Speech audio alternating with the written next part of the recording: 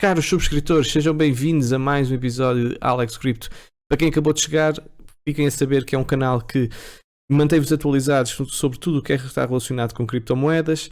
Também partilha dados on-chain que vai encontrar que são, considera mais interessantes, bem como também faz análise técnica da BTC, Ethereum e outras moedas que considera também mais relevantes. Hoje é um episódio ligeiramente diferente, porque eu sou frequentemente, algumas vezes que perguntam-me como é que deve ser a melhor forma de gerir o portfólio, de distribuição de portfólio, e eu não vou estar a atribuir um valor, porque é um bocado, não faz muito sentido, porque há pessoas que têm 1000 euros, há pessoas que têm 10.000 euros, há pessoas que têm 1 milhão de euros, não sei, e obviamente não vou falar em euros nem em dólares, mas sim numa distribuição percentual que na minha cabeça faz algum sentido. Portanto, isto é apenas e só a minha opinião, não é para fazeres copy-paste nem copiares, porque eu sou apenas uma voz que estás a ouvir no YouTube, não conheces lá nenhum e até posso ser um louco qualquer que por aí anda. Portanto, por favor, ser responsável e pesquisa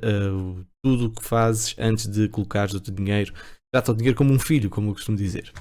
Vamos então começar com as notícias. A primeira está relacionada com o David Olson, que é o CEO da BlockFi, portanto uma das maiores instituições americanas relacionada com cripto. E há uma questão que foi colocada, que é o que é que está a levar as instituições a investir em criptomoedas. Provavelmente tu tens a tua opinião, eu também tenho a minha, mas é curioso também ver a opinião de alguém que está muito dentro deste mercado. Então ele diz que 80% dos 50 principais fundos de hedge do mundo com quem eles conversaram, todos estão a procurar ou estão a entrar em algum tipo de projeto criptográfico, vamos chamar assim. Bem como iniciar uma mesa de operações ou investir em empresas nativas de criptomoedas administradas por pessoas de 25 a 30 anos que sabem como extrair alfa, deve ser o sumo, digamos assim, dos mercados de criptomoedas e gestão, e também terem uma boa gestão de risco. É muito curioso eles falarem numa questão da idade. E porquê? Ele diz que estamos perante uma história geracional, ou seja, um movimento geracional, em que os primeiros gestores ativos não têm a perspectiva natural e nativa digital de alguém mais jovem, e por isso vemos as pessoas mais novas com claramente o perfil indicado para lidar com este tipo de ativos. E é verdade, a questão geracional, já falámos aqui muitas vezes, é algo que os mais novos têm muito mais facilidade em entender, e eu que estou em meia idade, eu tenho 44 anos, às vezes, nomeadamente ali o mundo dos NFTs, não sei o quê, às vezes eles falam daquilo e eu fico assim, what? É difícil às vezes entender, portanto, acreditem, não é fácil. Portanto, ele também diz que os fundos de hedge estão a preparar-se há bastante tempo para se aventurar nas criptomoedas, dado o aumento significativo de liquidez e institucionalização do espaço ao longo dos anos. Para quem não sabe, é preciso, quando há muito dinheiro, é preciso haver liquidez, ou seja, é preciso haver pessoas que queiram vender. Não podes chegar com $1 bilhão e depois só teres ali 10 milhões de venda e não vais conseguir comprar, ou então simplesmente arrasas o preço. Portanto, o quanto mais maturado estiver este espaço das criptomoedas, mais instituições vão entrar, porque conseguem engolir, digamos assim, a liquidez que elas têm para injetar no mercado. Portanto, ele também aqui, segundo esta notícia, de acordo com um estudo realizado pela Fidelity no ano passado, 70% das instituições financeiras estão a planear investir em criptomoedas no próximo ano, enquanto 90% disseram que planeiam fazê-lo nos próximos 5 anos. A Bitcoin subiu mais de 100%, sobe a mais de 100% ao ano nos últimos 10 anos, em comparação com cerca de 10% ao ano para ações nos Estados Unidos. Então, isto basicamente é um no-brainer e obviamente que as grandes instituições estão a olhar para isto com muito interesse. Olson também apontou que algumas instituições não se sentem 100% confortáveis em investir. Porquê? Porque a adoção, para ser de facto significativa, precisa de um apoio, de uma infraestrutura, de um mecanismo institucional que signifique transparência financeira, segurança e essas coisas todas, ou seja, muito relacionado também com a regulamentação, como temos batido nesta tecla há bastante tempo. É chata, mas é precisa. Outra notícia, a compra institucional da Bitcoin pode ser uma grande narrativa novamente, já que 30 mil bitcoins, ou seja, BTC, deixaram a Coinbase. A Coinbase é uma instituição, é uma plataforma muito ligada às instituições, não tanto ao retalho obviamente também, mas reparem bem aqui que vocês podem ver que grandes parcelas de BTC continuam a deixar os seus order books, peço desculpa, blocos é outra coisa, e estas parcelas totalizaram de cerca de 30 mil num único dia nesta semana. E o evento não é isolado, em março houve um comportamento semelhante. Reparem aqui no gráfico, claramente uma queda muito grande nas reservas da BTC na Coinbase Pro, que é uma extensão da própria Coinbase. Reparem aqui também este gráfico, nós podemos ver estes picos que ocorrem quando há uma saída muito grande de BTC de todas as plataformas. E reparem, normalmente estes picos não acontecem nos topos, ou seja, naquela zona de distribuição, tal como aconteceu ali em março, maio, abril, maio, e também quando nós estivemos ali em novembro nos 69 mil, ocorre sim antes de movimentos explosivos ou num retracement, por norma é isso que costuma acontecer. Portanto, são boas notícias para quem olha para estes gráficos, são boas notícias. E também aqui o Will Clement também fala exatamente nas baleias, que nós estivemos a ver nos últimos dias as baleias a adicionar, a comprar mais BTC. Reparem que este pico que aqui está a ocorrer, que é bem visível, ele até considera isto uma faixa verde, portanto é uma clara zona de acumulação, segundo aqui o Will Clement também. Metaverso, plataforma de jogos Flickplay une-se a Sandbox e busca interoperabilidade. Hoje a Sandbox está a subir até de uma forma bastante ativa, e também pode estar relacionado com esta moeda. Isto, ou seja, o metaverso, como é óbvio, vai ser uma tendência muito forte nos próximos anos. Há quem fale num market cap de cerca de 13 trilhões, portanto estão a ver um market cap até superior ao ouro. Mas vai haver vários metaversos, ok?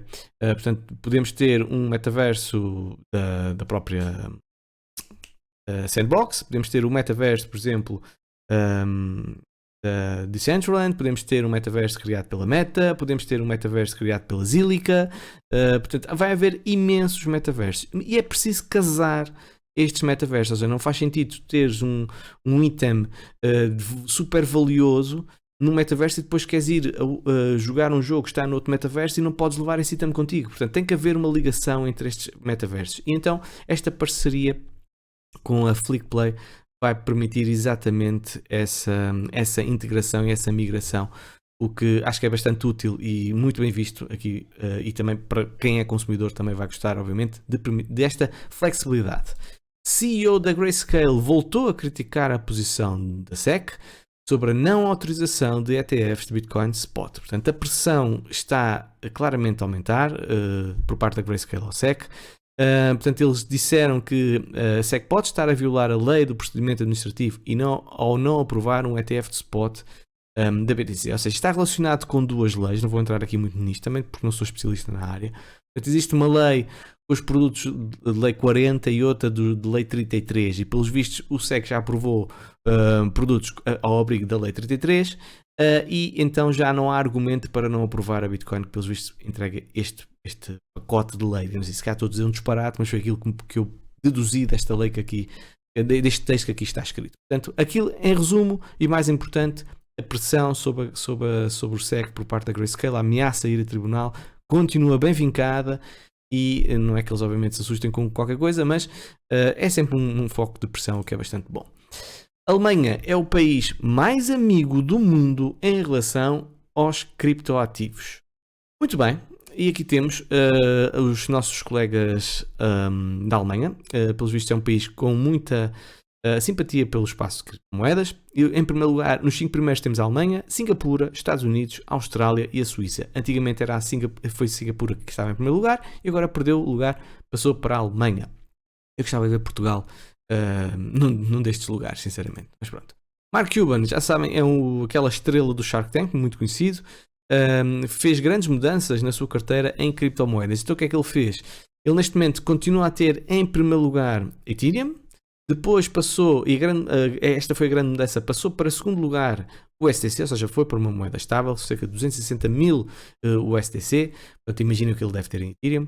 Depois tem Ocean, o Ocean Protocol, e que são cerca de 64 mil, e depois tem Rary, da plataforma que pertence ao Rarible, okay, que é muito ligado ao mercado NFTs. Pronto, fica aqui a título de curiosidade como é que está aqui o portfólio aqui do Mark Cuban. Agora, ao nível de dados on-chain, o pessoal às vezes questiona-se, mas quem é que está a vender Bitcoin neste momento? Quer dizer, não faz sentido, tendo em conta que Bitcoin vai aos 100, 200, 300, 500, 1 milhão. Porquê é que vendem Bitcoin? Então, aqui este gráfico é muito curioso porque mostra exatamente a tendência de venda de os LTH, portanto, Long Term Holders. Portanto, isto aqui é o nível de custo que aqui está. Portanto, e aqui, ao rodar, isto aqui significa então que as pessoas que têm há mais tempo BTC estão a vender um pouco. E, obviamente, que se calhar são pessoas que compraram em valores mais altos, não sei, se calhar aqui assim neste pico, quando a BTC estava nos 20 mil, não, aqui não faz muito sentido, porque senão as pessoas estavam a perder dinheiro. Mas se calhar aqui nesta zona, aqui assim, exato, ele até diz exatamente, na zona de Abril. Portanto, foi a zona aqui dos 50, 60 mil em que nós podemos estar a assistir a esta venda por parte destas pessoas. Aqui o gráfico. Outro gráfico muito curioso é este aqui, também do Ruth, em que ele fala que nós podemos estar num período de acumulação antes de um pump. Reparem, aqui temos aqui estes quadradinhos aqui antes de um pump.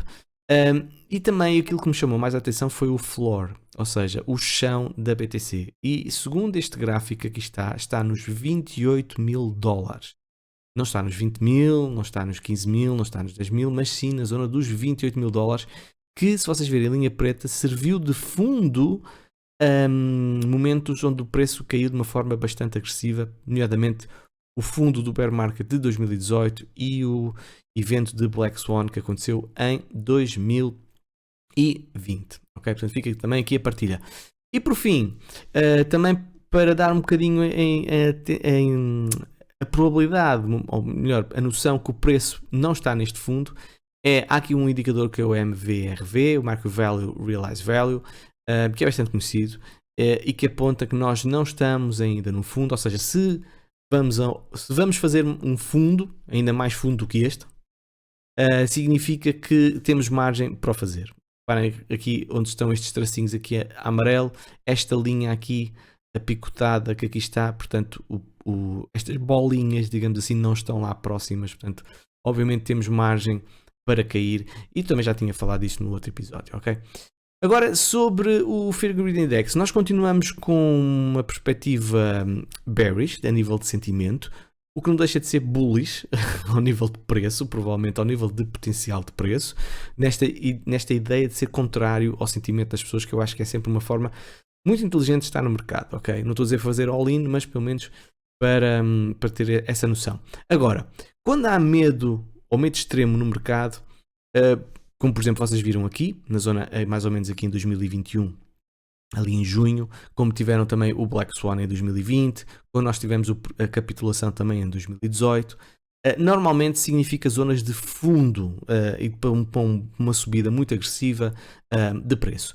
Mas também pode acontecer, se nós estamos num bear market, nós também podemos ter um sentimento negativo prolongado e depois surgir não uma queda gradual, mas sim um momento de capitulação, ok?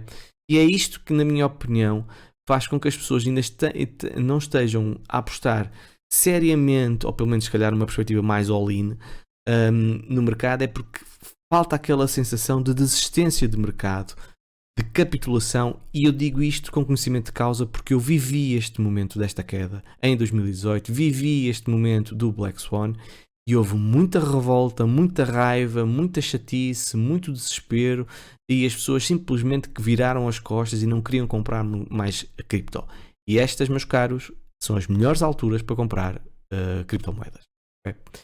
Digo-vos pela experiência própria e digo-vos porque os gráficos dizem. Tá bem? Portanto, nós podemos estar, efetivamente, num momento de estrutura de fundo para subida ou pré-capitulação. E vocês dizem, olha bolas, o que é que isso me adianta? Não disseste nem para a esquerda nem para a direita.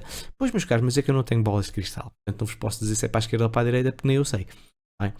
Pronto, agora vamos então falar sobre o que é que pode ser se estivesse a começar, como distribuir o meu capital em cripto ou criptomoedas.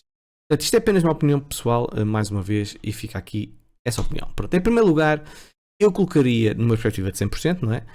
25% em moeda estável em staking. Não colocaria em euros, porque a taxa é relativamente inferior. Utilizaria plataformas alternativas como a YouHodler, a Celsius, a Anchor, usava o ST, o STC ou o STT para fazer staking, pelo menos para ganhar 12 a 20% de staking.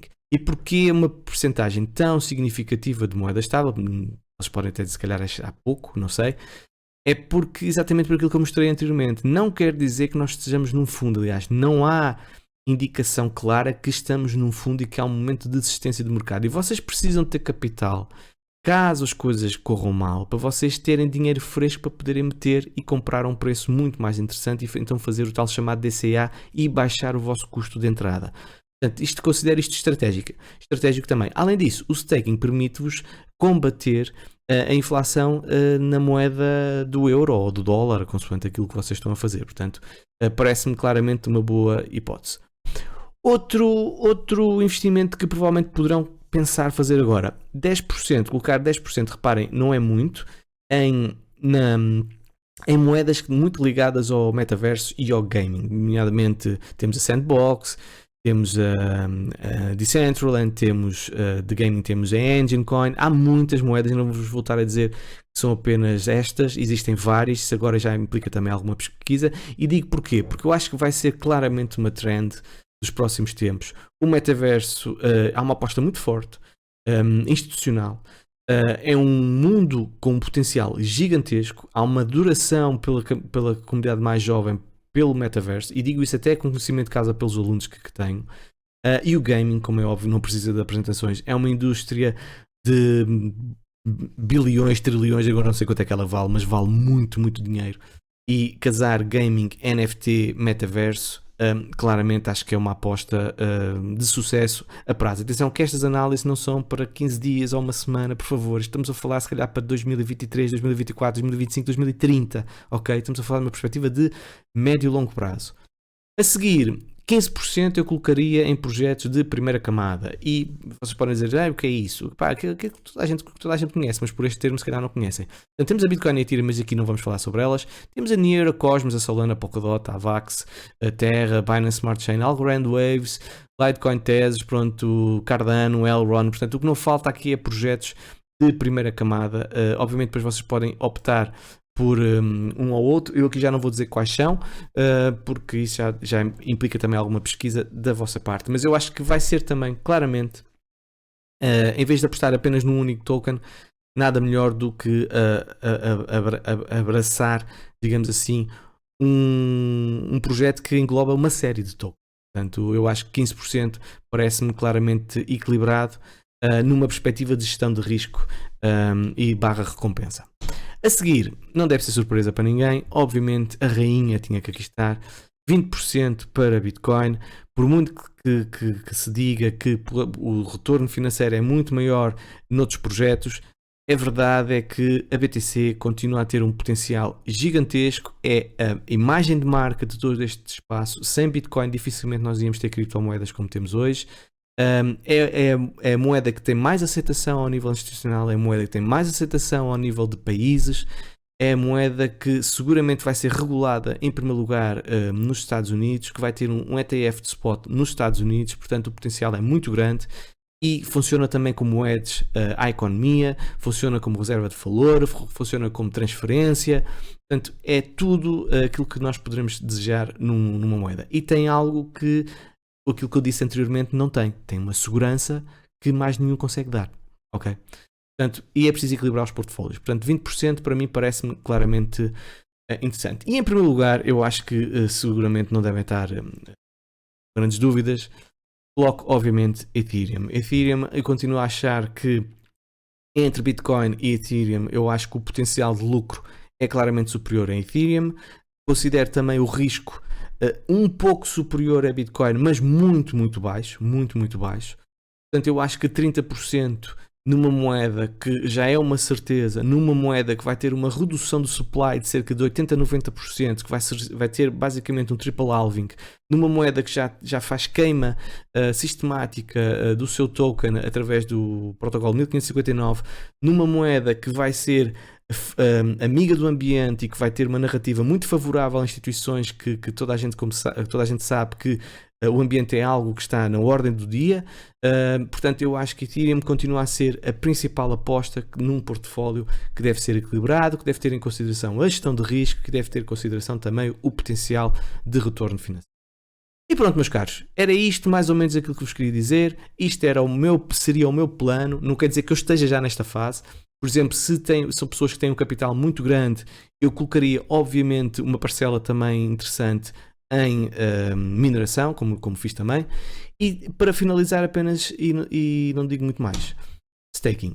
Eu acho que se as quantias não são muito grandes e se é dinheiro que tu podes perder, eu acho que colocar estes projetos que aqui estão a render, eu acho que é uma receita extra que tu tens e acho que deve ser também uma forte hipótese para o teu portfólio. Ou então simplesmente guardas na tua carteira e ficas a aguardar, porque ele também com o tempo vai subir. Portanto, isto não é para um mês, não é para 2 meses, estou a falar de um projeto, digamos assim, de portfólio a atingir, se calhar nos próximos meses, nos próximos anos, e quanto mais fundo estiver o preço, menor será a reserva aqui de moeda estável e maior será a aposta aqui nestes outros aspectos, nos outros itens que eu referi.